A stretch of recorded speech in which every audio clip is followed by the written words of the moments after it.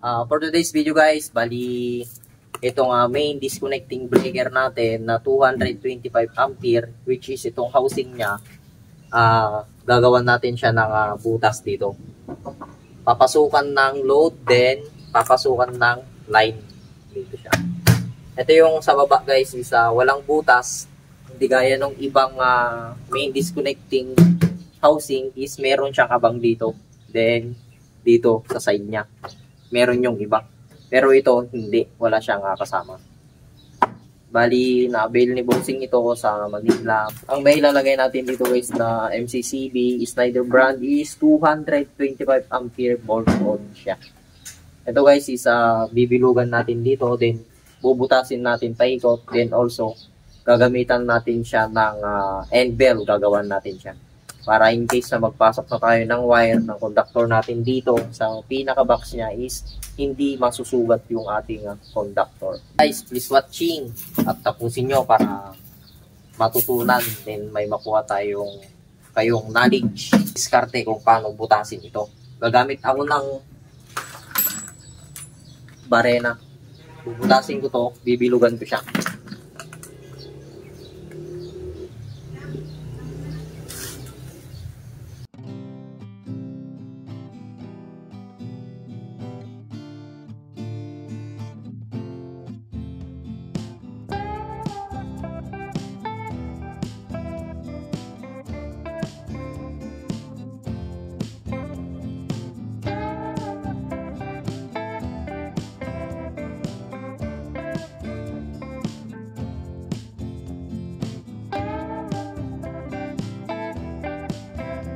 Ito yung itsura guys na binilugan ko is ngayon ang gagawin ko, bubutasan ko siya ng barena.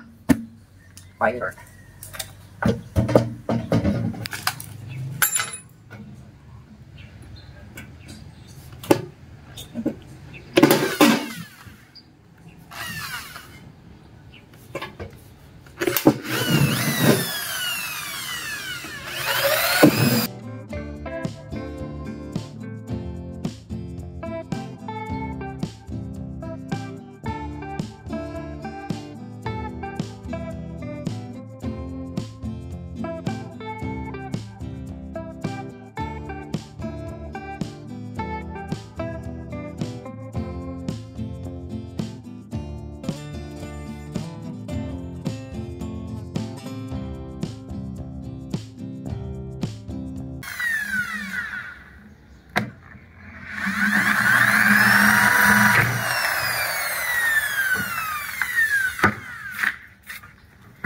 Then, ito guys, nabutas na natin sa palibot niya.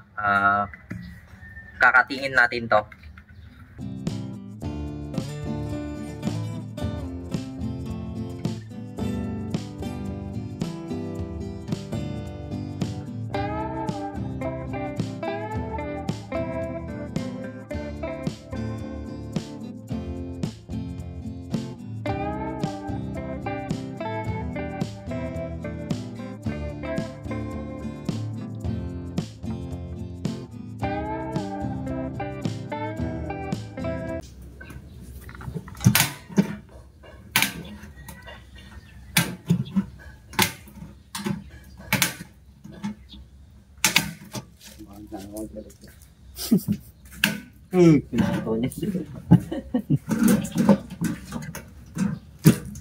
Pakaya ito yung martilyo pa yan.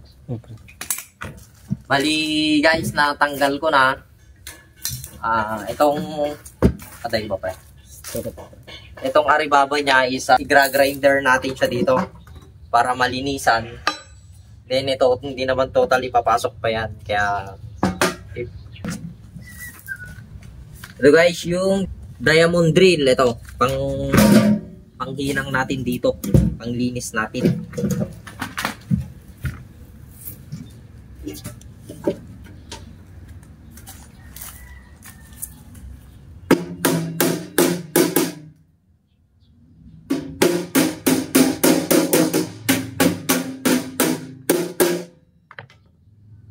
Limang ko press light. Dito mulai black-black.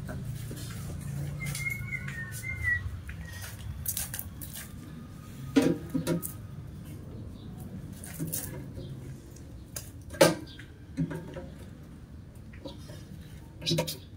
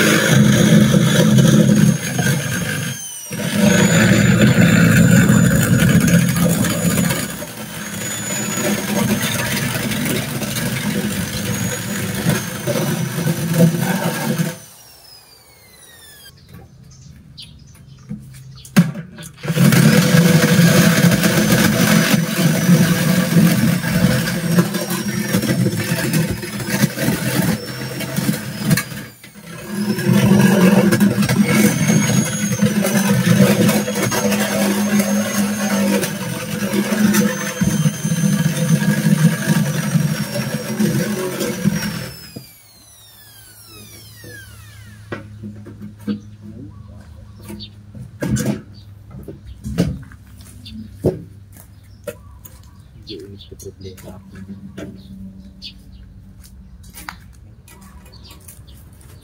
Kung ma-fresh pagawa tayo ng printer.